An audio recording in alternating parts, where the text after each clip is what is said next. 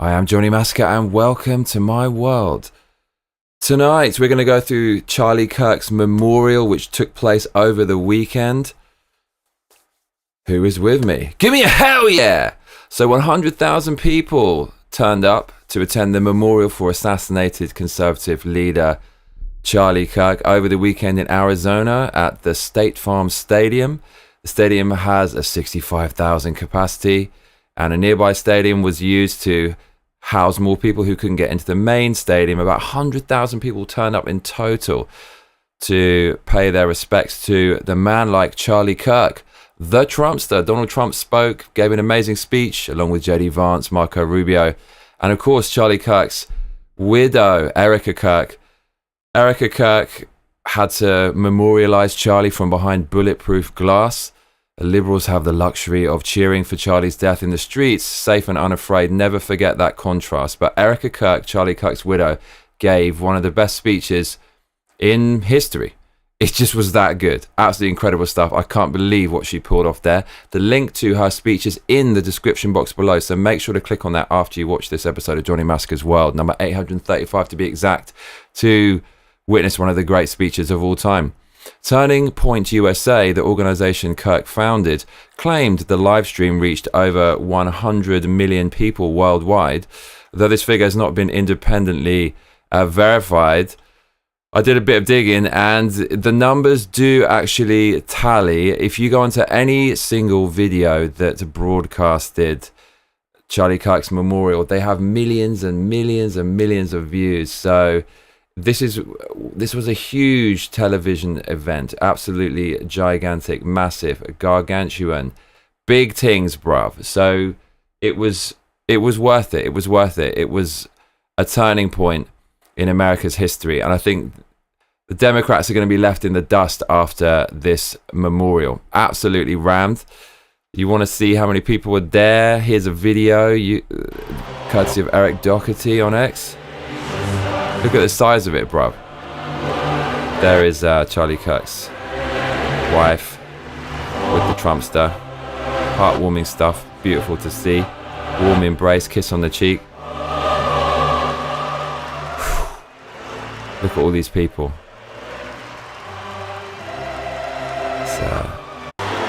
Forward it on a bit. Look how many people there were. Look at that. 65,000 packed to the rafters.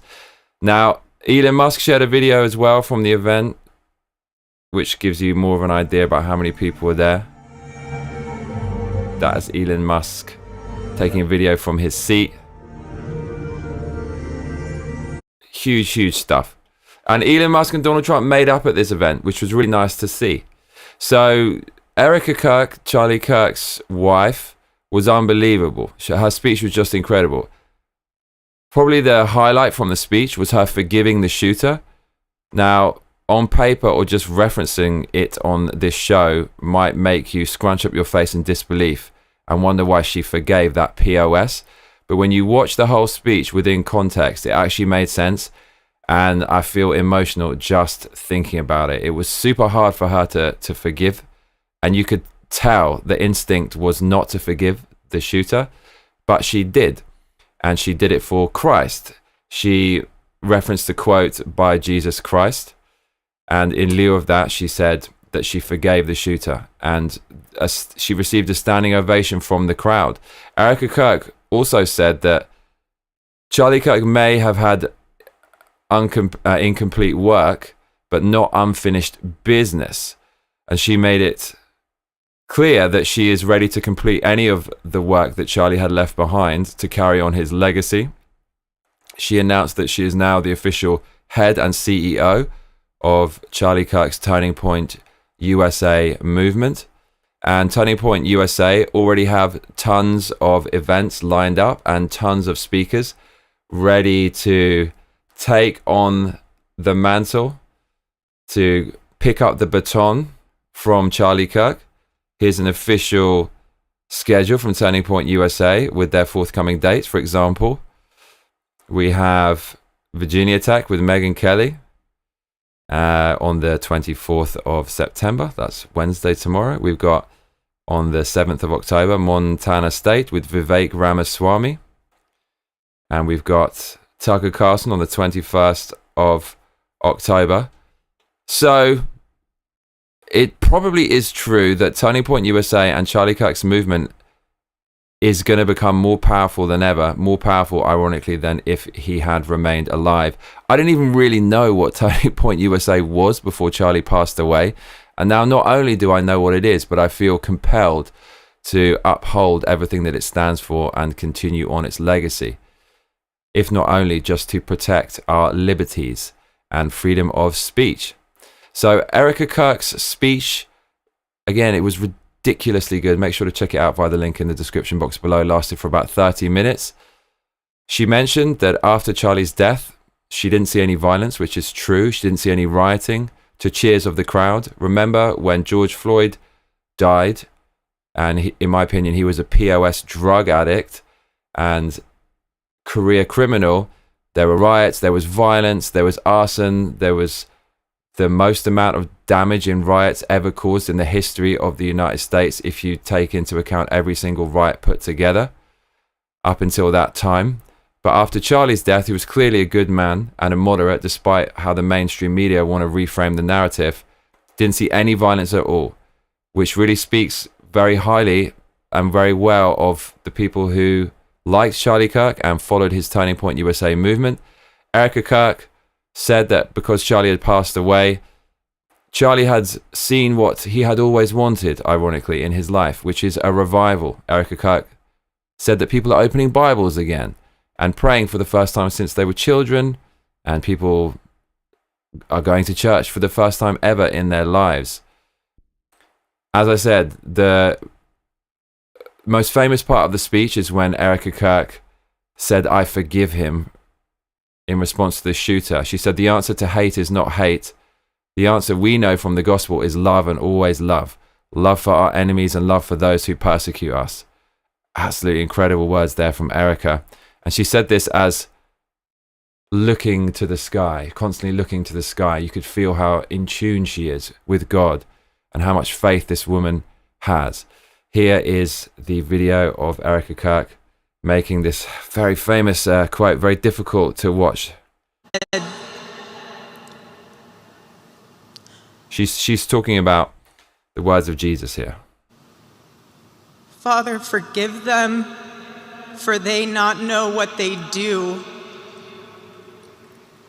That man, that young man, I forgive him.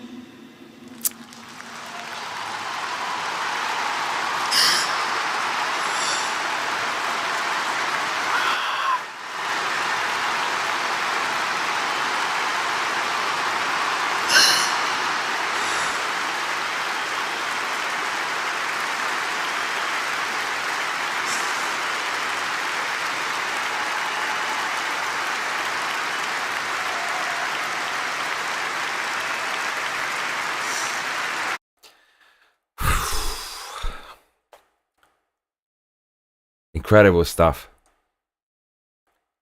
I don't understand how you wouldn't want to be part of this movement, man. The other side burn things down, riot. They call for more violence. Always the party of violence. So much violence committed by them in the recent years. And this woman, in spite of that, her movement represents forgiveness and positivity. Absolutely amazing stuff there from Erica Kirk. So, Charlie Kirk just keeps on giving. The left thought they could destroy Republicans, conservatives, libertarians by assassinating Charlie Kirk. But actually, they might have done the exact opposite. They brought Elon Musk and Trump back together. And Elon Musk is probably in large part responsible for Donald Trump getting elected again. The two fell out. So the fact that they're back together spells absolute doom for the left. Here is Elon Musk and Trump at Charlie Kirk's memorial. The White House posted out also a message on X, and they said, "For Charlie, POTUS times Elon Musk." And the two shook hands. You can see Trump here and Elon Musk shaking hands. Isn't it great to see them together again? Elon Musk made some comments on Charlie Kirk himself, quite succinct here, and a little bit Star Wars-esque. Why was he was killed because they asked him why Charlie Kirk was killed. He said, why was he was killed because his words made a difference. Because he was showing people the light, and he was killed by the dark. Very emotional memorial there for Charlie Kirk. Charlie Kirk predicted Elon Musk and Trump getting back together before he passed away. You can see that here. Yeah, it's been hard to watch today and unfortunate in some regards. And I love your take, which is both of these men deserve great credit for their contributions to help save civilization. Elon Musk bought Twitter, which of course became X a couple years ago, which liberated speech. And then, of course, President Trump built the most amazing political movement we've ever seen. He was shot, almost shot again. He was impeached twice. He was facing 700 years in federal prison. And he was so clear about not surrendering and not backing down and not giving up. I will say it's a tough thing to watch, this public feud. I actually think they're going to reconcile at some point, though, because deep down, I would like to believe they both want the same thing. Beautiful stuff there. So Charlie's passing actually helped to get Donald Trump and Elon Musk back together. So we also have some comments from the Trumpster. He gave a great speech, one I think Charlie would have really liked. He didn't tone it down at all. He just was himself, and that's what Charlie Kirk voted for, and that's what he dedicated his life to get people to vote for. Here is an excerpt from the Trumpster at Charlie Kirk's memorial. In that private moment on his dying day, we find everything we need to know about who Charlie Kirk truly was. He was a missionary with a noble spirit and a great, great purpose. He did not hate his opponents. He wanted the best for them. That's where I disagreed with Charlie. I hate my opponent, and I don't want the best for them. I'm sorry. I am sorry, Erica. I'm sorry too, but this is the kind of person we need leading America. No mercy, because they've overstepped the boundaries the other side, and it's time to put our foot down and say no and get our freedom back. But now Erica can talk to me and the whole group, and maybe they can convince me that that's not right, but I can't stand my opponent. So Trump just being Trump up there on the stage, and I thought, as I said, that's what Charlie Kirk would have wanted. So here is another shot from inside the stadium, a final shot, if you will, of the evening, which was a very emotional night.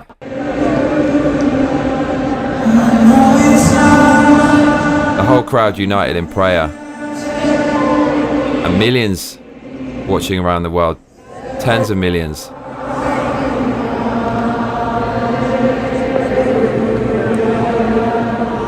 It really makes you take stock of things when someone loses their life in such an unfair way, doesn't it?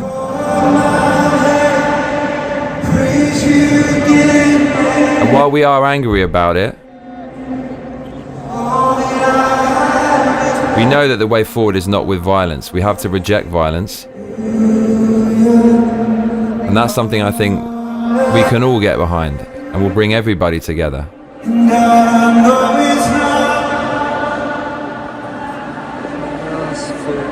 Look at this movement that Charlie Kirk has created.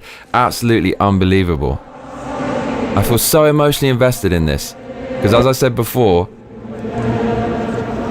the left who celebrated Charlie's death, if you believe one of the things that he believed, they want the same for you. They proved that in the reaction to Charlie's passing.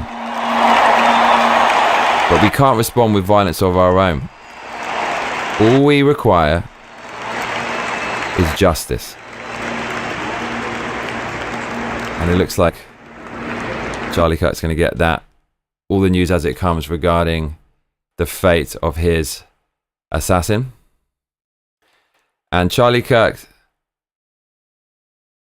said that if he ever was to be killed, he'd want to be remembered for his courage and his faith. So I'll leave you with that from Charlie Kirk's memorial. Unfortunately, the left went straight back to the Trump is Hitler narrative. They've already gone back to that. For example, streamer Destiny likened that peaceful gathering of people mourning the brutal assassination of Charlie Kirk to a Nazi rally. He said it was indistinguishable from a Nazi rally, and fuck anyone who wants to pretend it's not. I don't know if he's aware of this, but even in Yakuza culture, there's a strict code. You don't disrespect funerals, not even enemies. It's a line you don't cross. But the left see Charlie Kirk's funeral as a Nazi rally. This comes off the back of 58 House Democrats voting no on a resolution condemning the assassination of Charlie Kirk and all forms of political violence. Kamala Harris came out at the same time as Charlie Kirk's memorial was occurring to promote her new book. And while promoting it, she said that Trump was like a communist dictator. And right now we are dealing with, as I called him at my speech on the ellipse, a tyrant. We used to compare the strength of our democracy to communist dictators. That's what we're dealing with right now. So the left is straight back to Trump is Hitler, Trump is a fascist, ironically calling him Mao when these people are Marxists, and Mao is probably the most famous Marxist of all time, after or on par with Stalin and Lenin. So when the left tell you who they are, believe them. Believe them. Trump just did, because he actually followed through on his promise to declare Antifa a terrorist organization. Here we go. Breaking news. Donald Trump has officially designated Antifa as a terrorist organization. Here is a message from the White House. They've designated Antifa as a domestic terrorist organization. Antifa as a terrorist threat. Antifa is a militarist, anarchist enterprise that explicitly calls for the overthrow of the United States government, law enforcement authorities, and our system of law. It uses illegal means to organize and execute a campaign of violence and terrorism nationwide to accomplish these goals. Great stuff. So Charlie Kirk, he keeps on giving in life and in death. Because he was assassinated, now Antifa have been designated a terrorist organization, further lending credence to the theory that Antifa was somewhat involved in Charlie's assassination. Stephen Miller, Baldy extraordinaire, he came out and he said that we will dismantle Antifa. So it's coming and it's long overdue. Obviously this needs to be done. Antifa are massively responsible for a lot of the political unrest over the last decade. The BLM riots in the wake of the left's martyr, career criminal drug addict George Floyd, were definitely at the very least stimulated and catalyzed by Antifa. And Antifa are funded by NGOs with money that trickles down via laundering. So after Antifa has been designated a terrorist organization, the NGOs are next, bruv. So we've already heard Donald Trump talk about investigating the NGOs, and the left did Trump a favor in attempting to assassinate him, because he knows that they're dangerous and they're radical and they'll do anything it takes to get power, even at the expense of America itself. So therefore Trump now has had his hand forced for his own survival, not only the nation's. And part of his survival is declaring Antifa a terrorist organization and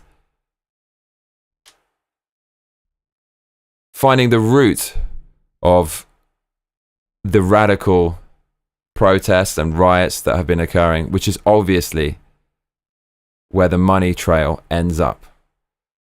And that is the NGOs. I wonder what people like Brian Krasenstein is going to do now on X, because he posted out messages like this that said, I am Antifa. So you've got a lot of mainstream left-wing pundits who have incriminated themselves over the years. Do you think they're going to distance themselves from their Antifa affiliations now? We've got the voice actress for forthcoming Ghost of Yote, Erika Ishii, who said, I'm Antifa, so is my wife. I don't see many people on the mainstream right celebrating the fact that they're a member of a domestic terrorist organization. And are you surprised that Democrats are now reeling in the polls in light of all of this? Eric Doherty reveals on X that CNN just revealed Democrats may have massive problems in the midterms in 2026.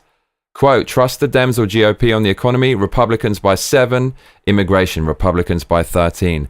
How about crime? Republicans lead by 22 points. Whatever Democrats are doing, it ain't working. Republicans have the lead on all 3 issues. And Democrats have supported such radical, crazy shit for such a long time, they actually can't admit they're wrong, or they're essentially admitting that they're domestic terrorists, so they have to double, triple down on their BS, their ideological nonsense. So the left are just going to get more and more radical. And all they can do is call the other side Hitler and Nazis and catastrophize and say, if you don't vote for us, the world's going to end. That's all they have. That's all that they have at the moment. Never forget that these people mocked Charlie Kirk in his death. They celebrated his death. The left then tried to blame it on MAGA and Donald Trump. They wanted Charlie dead for his beliefs. They still want Donald Trump dead for his beliefs. They want you dead for yours. Don't forget it. Don't forget it. So, the news doesn't stop there, my friends. It does not stop there. Next up tonight, Trump has come out with a statement on autism. So him and RFK have been busily working behind the scenes to try to find the origins of autism and why there's been this insane uptick in autism in recent years. So do you know where autism comes from? According to the Trumpster, well, I have a little hint for you. Here is a meme. Can you work it out? So the meme says, Donald Trump says, Tylenol is bad, very bad. And then there's an image of liberals now ingesting a huge, huge dose of Tylenol on a spoon. Yeah, you guessed it. Donald Trump has said that Tylenol might be the cause of autism. And because the left will do the opposite of what Donald Trump does, for example, if Donald Trump said breathing is good for you, they'd all hold their breath. Liberals are now going to start taking loads of Tylenol because Donald Trump said Tylenol might be the cause of autism. Quite possibly. RFK, in a press conference with Donald Trump, said, I've never seen a 70-year-old with full-blown autism, non-verbal, toe-walking, not toilet trained. You're only seeing it in kids. It's an epidemic, which is quite a good point, actually. So here is the Trumpster bucking a multi-billion-dollar big pharma company and advising the American people against using Tylenol during pregnancy when it would normally be used the most. When is the last time a president did something like this? This is actually kind of incredible. And this is what you voted for, I imagine. Tylenol during pregnancy can be associated with a very increased risk of autism. So taking Tylenol is not good. All right, I'll say it. It's not good. For this reason, they are strongly recommending that... What? What? Taking an anti-inflammatory drug is not good for a baby in pregnancy? How could that be possibly true? How could it be possible that a big pharma drug wouldn't be good for a baby? I can't work it out. Doesn't make any sense to me. Keep going, Trump. Women limit Tylenol use during pregnancy unless medically necessary. That's, for instance, in cases of extremely high fever, that you feel you can't tough it out, you can't do it. I guess there's that. It's a small number of cases, I think. But if you can't tough it out, if you can't do it, that's what you're going to have to do. You'll take a Tylenol, but it'll be very sparingly. So there you go. Trump relaying RFK's research regarding Tylenol. He's now saying that Tylenol during pregnancy, Trump is saying that Tylenol during pregnancy could be a bad idea. So he's warning people about it. The left are now going to say, you've got to take Tylenol. You know that's what they're going to do. This is coming. The memes are already coming in about Tylenol. We got Trump saying Tylenol is bad, and then we've got the left with a dagger, an overweight leftist with a dagger saying, leave the multi-trillion-dollar pharmaceutical industry alone. The leftist reaction is kind of like this across the board. For example, one of the first things I saw on X was a post by Pop Bass, and they said, Donald Trump suggests that Tylenol use during pregnancy causes autism in babies and advises pregnant women not to take it. Pop Bass say, no new evidence was presented and no conclusive study has found that Tylenol causes autism. Tell me you're USAID funded without telling me you're USAID funded. Pop Bass. Actually, there are a shit ton of studies relating to Tylenol and autism. For example, the Dean of Harvard is on record saying that there could well be a link. Caroline Leavitt, Trump's press secretary, linked us to this article, and she said this is why nobody trusts the Associated Press, who said, along with Pop Bass, we had the Washington Post claiming that Trump uses platform of presidency to promote unproven ties between Tylenol vaccines and autism without new evidence. Here is a statement from Andrea Bacciarelli, PhD Dean of Harvard, who says, colleagues and I recently conducted a rigorous review funded by a grant from the National Institutes of Health of the potential risks of acetaminophen use during pregnancy. We reviewed 46 previously published human studies worldwide. We found evidence of an association between exposure to acetaminophen during pregnancy and increased incidence of neurodevelopmental disorders in children. So there are studies regarding this. The left is just saying, no, there's no studies at all. Loads of pushback. The science is settled, according to the left, because Donald Trump said it. The left are saying, no, Tylenol is really great. It's really great. Just trust me, bro. For example, Dr. Vin Gupta on X said, Tylenol use is safe in pregnancy, lowest effective dose. Oh, why are you saying lowest effective dose? Are you saying there might be a link with a higher dose? He says, don't listen to the utter nonsense emanating from the highest office in the land today. Speak to your medical provider. Like, RFK has done more research on this than anyone in history. But just trust me, bro. Trust me, bro. Another argument against not using Tylenol from the left is that women will seek out alternative methods. And so it begins. On Reddit, we've got posts now saying things like, the attack on Tylenol is another attack on women. This is the most retarded argument ever. They're not banning Tylenol. They're just putting a warning label on it. That argument's like saying there's a warning label on alcohol. He's taken away our alcohol. You can still buy Tylenol. You can still use Tylenol.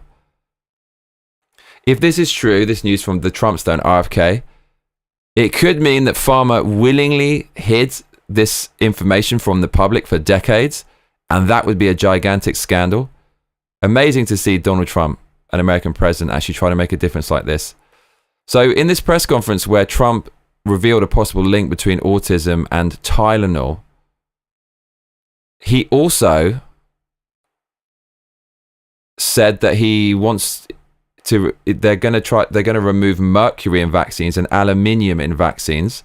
He also recommended smaller doses of vaccines and to spread out the schedule of vaccines for infants. So he said, rather than give all the vaccines at the same time to an infant, try to spread it out over various doses, a spaced out schedule, if you will. He also said, recommended no hepatitis B vaccines for newborns, because he said that hepatitis B is a sexually transmitted disease, so it can't be passed on from the mother to the baby. And he said that the hepatitis B vaccine will therefore be introduced to people from the age of 13 and up. And of course, he offered the freedom for everyone to decline vaccines. What an amazing press conference from the Trumpster. Can you believe it?